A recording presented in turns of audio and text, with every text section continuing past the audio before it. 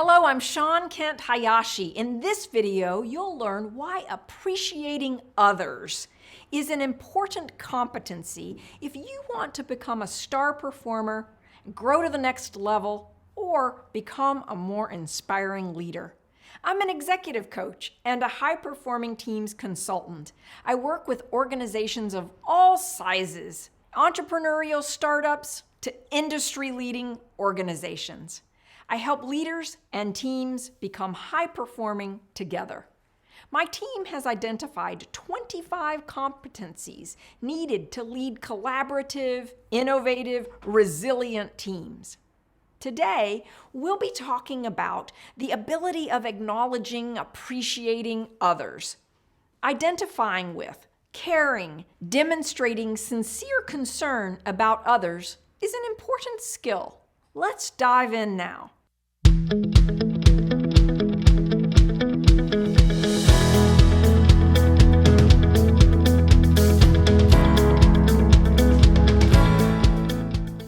In my book, Conversations for Change, 12 Ways to Say It Right When It Matters Most, I talk about what makes a conversation for appreciation meaningful. It's more than just a thank you. It's a complete description of someone's contribution, expressed in a way that feels sincere and touches the other person's emotions. You want to use a conversation for appreciation when you want a stronger relationship that generates endorsement from another person or a group.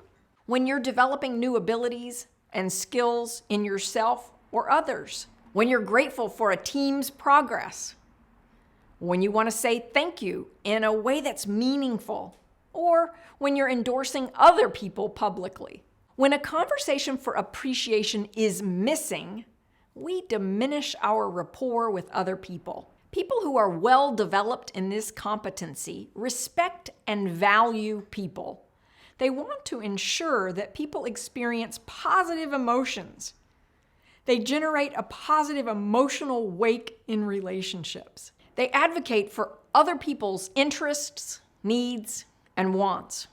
They demonstrate sensitivity and understanding to the personal side of building teams and relationships. When we're really great at acknowledging other people, we're willing to take personal and perhaps professional risks.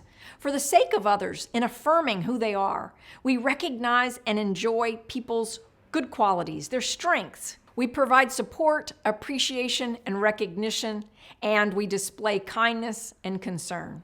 I have 3 book suggestions focused on building this competency. The first one is called Grateful Leadership, using the power of acknowledgement to engage all of your people and achieve superior results. This book will inspire you to lead others with high emotional intelligence. And she gives wonderful examples of how to point out what other people are doing well, how to see strengths in everyday occurrences, and verbalize affirmations. Gary Chapman's book, The 5 Love Languages, explains that we don't all experience feeling valued and appreciated in the same way. Some people feel valued, feel acknowledged by acts of service, others by receiving a gift, and other people would prefer shared time together, taking time to encourage someone, to teach someone something, maybe even to bake cookies together. Affirmation and verbal acknowledgement is one of the 5, as well as touch or making space for someone. In the workplace, when we shake someone's hand and have great eye contact with them and make space for them, we are creating the acknowledgement. How do you experience being valued, appreciated, and acknowledged? I personally prefer affirmation and acts of service, but you realize this is just a personal preference. There isn't a right or wrong to this. Please add your comments below. What causes you to feel valued, appreciated, and respected? My third book recommendation is The Magic by Rhonda Byrne. In this book, Rhonda teaches us that the ability to appreciate our lives is magical, and what we focus on expands. So in other words, the more we focus on gratitude in our lives, the greater the likelihood we are to live in joy much of the time. It becomes a self-fulfilling pattern. Thanks to the book, The Magic, I stand in the shower every morning and feel incredibly grateful to the people who came before me that created the ability to enjoy a hot indoor shower. This daily habit expands my capacity to feel gratitude. And when I do that, I'm much more likely to notice and affirm others in grateful ways. I now make it a personal mission to expand love and joy in the world. I love to tell others how I experience their strengths in action, what I see them doing really well.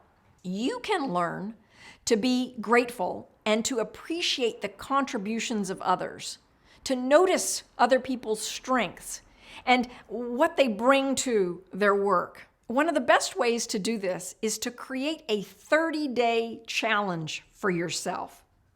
During this 30-day challenge, begin to speak words of affirmation to at least 2 people each day. Notice what you're grateful for, and watch as the magic unfolds around you and you become more grateful. Please let me know what additional videos you would like to see and what you're grateful for that you've learned from these 25 competencies videos.